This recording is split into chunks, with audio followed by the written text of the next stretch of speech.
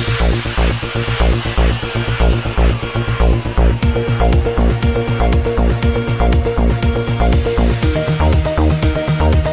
اللہ الرحمن الرحیم۔ السلام علیکم ناظرین، ساہیوال میں تھانہ غلہ منڈی کی حدود میں ایک پولیس مقابلہ ہوا ہے، جس کے نتیجے میں 2 ڈاکو ہلاک جبکہ 1 ڈاکو فرار ہونے میں کامیاب ہو گیا۔ ہمارے نمائندہ خصوصی کاشر سعید کے مطابق ترجمان پولیس ساہیوال کا کہنا ہے کہ 3 ڈاکو فتو موڑ کے قریب جی ٹی روڈ پر واردات کر رہے تھے۔ اطلاع ملنے پر موٹر وے پولیس موقع پر پہنچی تو ڈاکو فرار ہو گئے۔ موٹر وے پولیس نے اس سلسلے میں غلہ منڈی پولیس کو اطلاع دی۔